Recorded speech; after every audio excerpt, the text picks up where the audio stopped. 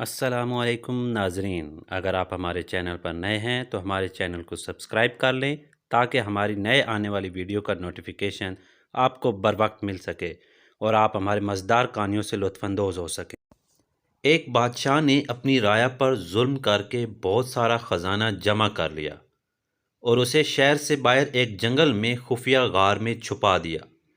غار کے دروازے کی دو چابیاں تھیں، ایک بادشاہ کے پاس اور دوسری اس کے وزیر کے پاس تھی۔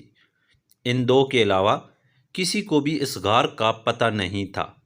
ایک دن صبح کے وقت بادشاہ خزانہ دیکھنے کے لیے غار کی طرف گیا اور دروازہ کھول کر اندر داخل ہوا۔ خزانہ کمروں میں چاول اور گندم کے انبار کی طرح بکھرا پڑا تھا۔ ہیرے اور جواہرات الماری میں سجے ہوئے تھے۔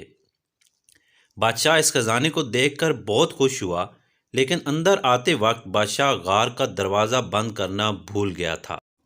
اسی وقت وزیر کا اس غار کی طرف سے گزر ہوا۔ وزیر نے جب خزانے کا دروازہ کھلا دیکھا تو حیران رہ گیا۔ وہ سمجھا کہ غلطی سے دروازہ کھلا رہ گیا ہے۔ اسی خیال کے تحت اس نے دروازہ باہر سے بند کر دیا اور محل پہنچ کر یہ بات بھول گیا۔ جب بادشاہ ہیرے اور جواہرات کا معائنہ کرنے سے فارغ ہوا تو واپسی کا سوچا، لیکن جب وہ دروازے کی طرف پہنچا تو دیکھا کہ وہ دروازہ تو بند ہے۔ بادشاہ نے دروازے کو خوب زور زور سے پیٹنا شروع کر دیا اور ساتھ ساتھ چلاتا بھی رہا، لیکن اس ویران جنگل میں اس کی آواز سننے والا کوئی نہ تھا۔ وہ واپس اپنے خزانے کی طرف گیا اور ان سے دل بہلانے کی کوشش کرنے لگا، لیکن بھوک اور پیاس کے ہاتھوں مجبور ہو کر وہ پھر دروازے کی طرف گیا۔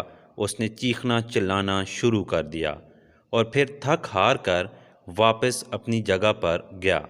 بھوک اور پیاس کی شدت اتنی بڑھ گئی تھی کہ آخر وہ ہیروں سے بھیک مانگنے لگا۔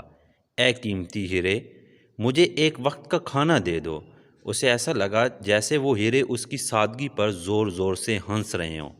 اس نے ایک ہیرا اٹھایا اور زور سے دیوار پر مارا، پھر موتیوں سے اپنی فریاد کرنے لگا، اے قیمتی موتیوں، مجھے ایک گلاس پانی دے دو۔